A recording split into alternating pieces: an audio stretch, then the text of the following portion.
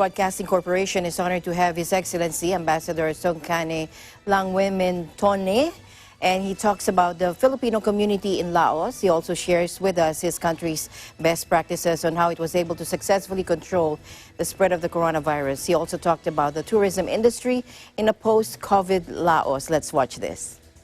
We would like to ask you, how are you? How are you during this pandemic po? Starting from March, Yes. we were locked down too. Most of the time I spend in my residence here in Manila. So I could not go out so often, but fortunately under JCQ, I managed to go out from time to time. Especially I play golf. Play golf. Okay. But no Where do you shopping. play golf? I don't go shopping. So. Oh, have you heard anything from our Filipino community in Laos? Yes, certainly.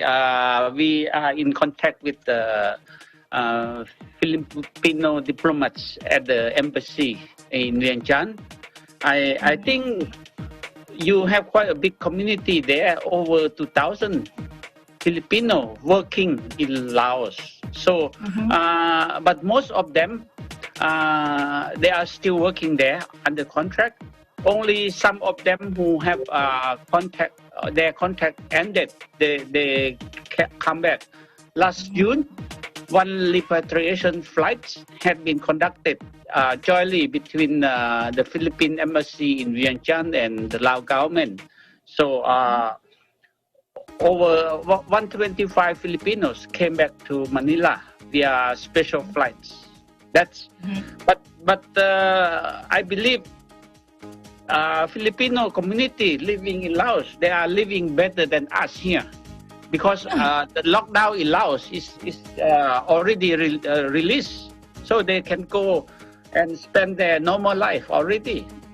Yes, because Laos has been successful in combating the spread of the virus. Can you tell us what? Of course, the lockdown has been lifted, but what currently safety measures are in place to prevent?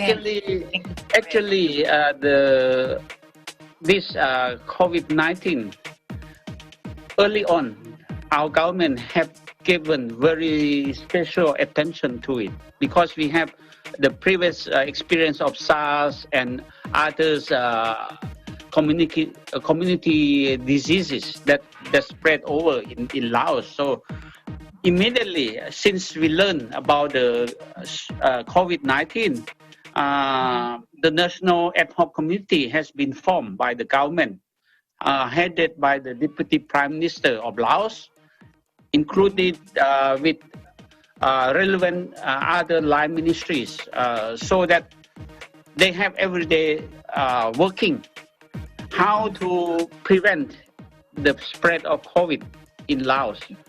And since then, we have been quite successful, I would say, in cooperation, certainly with international community, especially the WHO, which is the main organization in containing this virus. And apart from that, we also working closely with our neighboring countries. We are working with China and other ASEAN member countries as well. So early on lockdown is very important. But early on lockdown, it has to come up with several measures, so that the implementation need to be very effective, so that how you can prevent contacted people from coming into your countries. That's the success story that we managed to learn from early stage of their arrival and quarantine them. So that's why actually these patients, they are on importing. I mean, they are crossing from other countries. So right now, we are still locked down in flights. So we are still very limited flights allowed to come in and go out from Laos.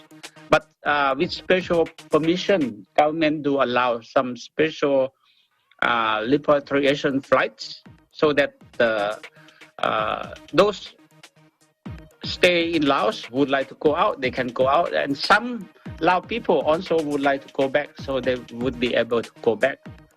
But certainly it's not that easy right now. So because we are still close the border checkpoints, both inlands, we are still close.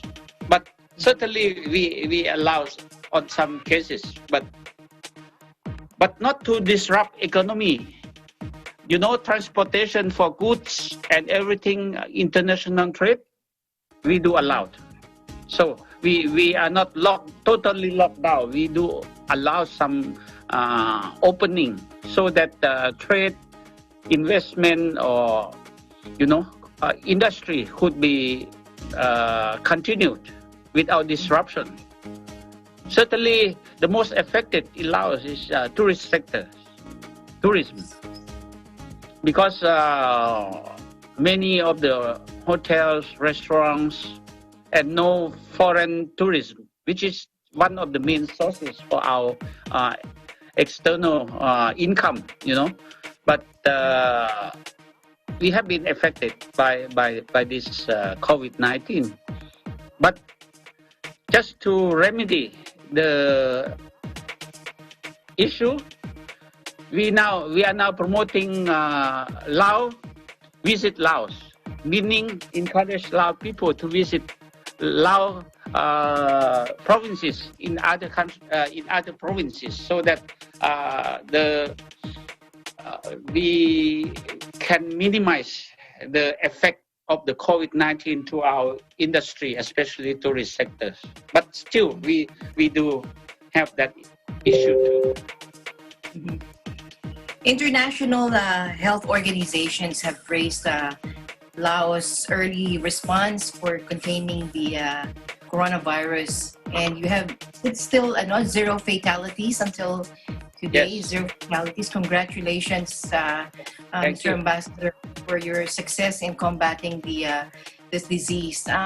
What can the world learn from Laos in clipping the spread of the virus? What are Laos's best practices? What can we learn from you, especially the ASEAN region, ASEAN Bloc? I think our way of doing our measures to contain the virus may be similar to each other countries. Maybe similar to the Philippines, because we have ad hoc national committee. And then in each province, we do have our committee too.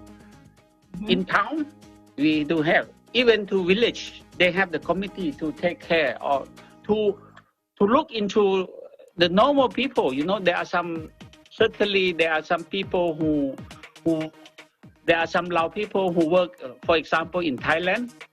Sometimes they would like to cross the border. Yes. Illegally, actually. Some people cross illegally. But where are they going? They are coming to the village. So we have the committee to look at the village. They would know immediately that that person is coming from Thailand. So they will quarantine him at the place. Not the central government would know what happened in the village. But I think the most effective way for us is the village committee that can monitor the incoming and outgoing people in their village. It's like in Barangay in the Philippines. That's I think that's the one way that we can manage to do that. Secondly, we know from the beginning that our health sectors capacity is still lower compared to Philippines, to other countries. We are still lack of many equipments, many instruments to contain the virus. So we have to prevent instead of coping it with the issue.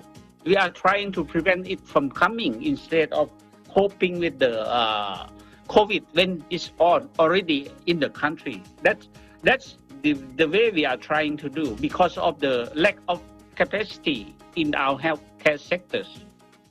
Apart from that, this is internal issue. We early on have requested help from international community. I mentioned about WHO from the early start. And then with our neighboring countries, we also have a very close cooperation with China.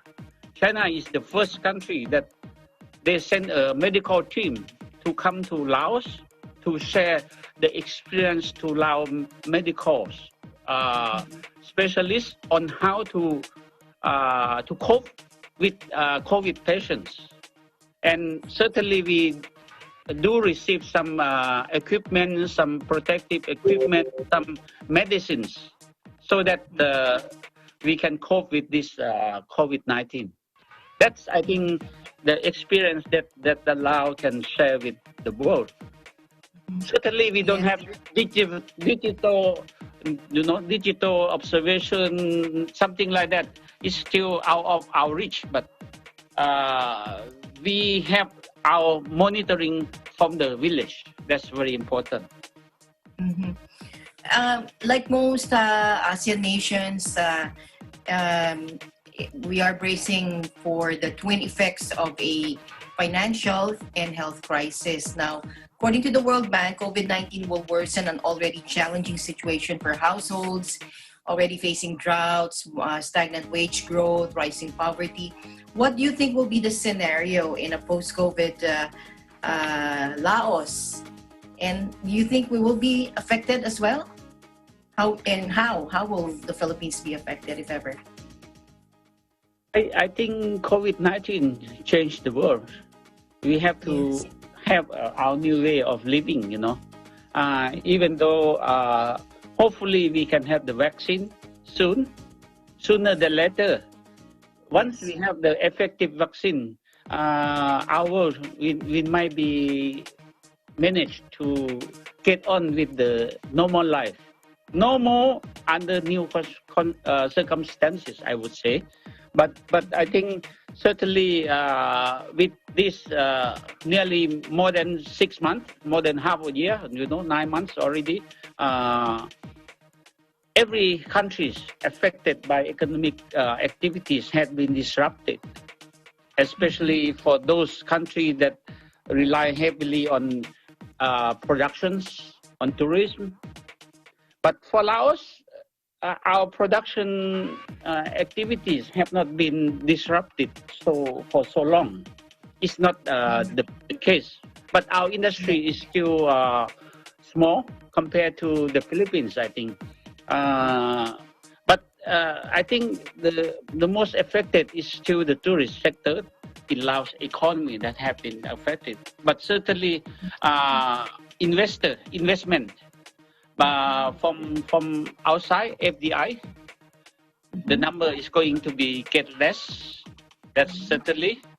And then once every country, big country, they are affected by the COVID-19 too. I think the ODA also will be reduced in the next few years. I think Philippines, Laos, as the countries that receive ODA, assistance from bigger countries, richer countries. I think that number of money is going to be affected also as well.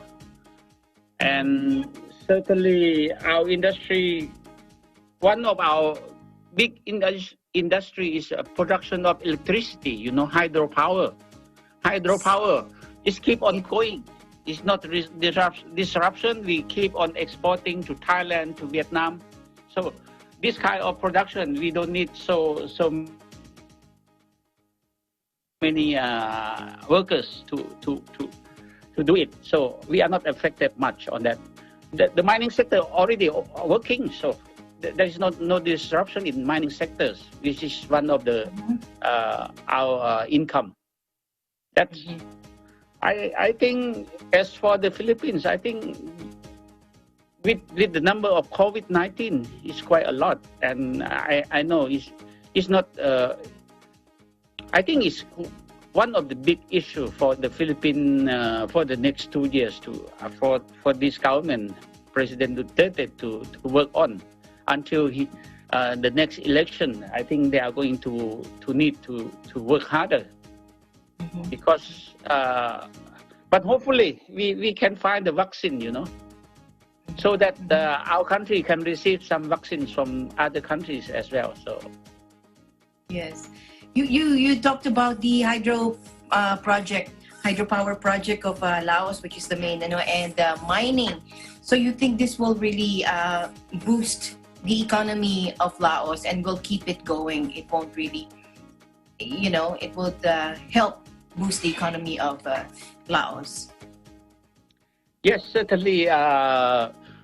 These are two sectors that we are going to keep on with our income. But just to inform you, next year we are already finishing our high-speed rail connecting China to Vientiane, the capital of Laos. That will be another, another point of increasing tourism, incoming, outgoing, also for export our products to China. Like agriculture, we can further promote our agriculture to send. As you know, we are landlocked. We are going to have now the first high-speed railway by the end of next year. It's already we are finishing, so we can connect with Yunnan, one of the southernmost province of China, but the small province of China, but they are big, Yes, indeed, they are. Kunming, capital of Yunnan province, direct to Laos, to capital of Laos, and further on. Further on, it's going to be planned connecting to Bangkok and then to Singapore, in the future ahead. So I think with the prospect of this land link, because we are landlocked, we want to be land linked, so we managed to link with our neighboring countries, so to open up the countries further for economic development. I think that will be beneficial to not only to Laos, to our neighboring countries as well. Yeah, that's true. Do you have any last message, Ambassador, to our viewers right now who are watching you on this program? I think my message to the Philippines audience and listeners, I would say that the Filipino people know very little about Laos. Please come to visit Laos. Laos people look the same like Filipino. We love fun like Filipino. We like receiving guests like Filipino. We always welcome guests. So Laos will be hopefully one of the destination of the listeners for them to visit. We have many World Heritage sites, but mostly it's natural and historical sites. You cannot enjoy disco there. You cannot certainly, but you can enjoy nature in Laos and enjoy how Lao people treating other people like the same Filipino. That's my message. Would like to do during this 65th anniversary of our diplomatic relations. It's very long.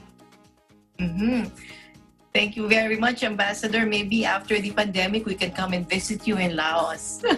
You are welcome. There is no visa needed, so you need only your passport. Okay. Thank you very much, Mr. Ambassador. We hope to see you soon, and congratulations to Laos for being successful in combating this this disease. Thank you very much for joining us. It's been a pleasure, Ambassador. Thank you. My pleasure meeting you. Thank you. Bye.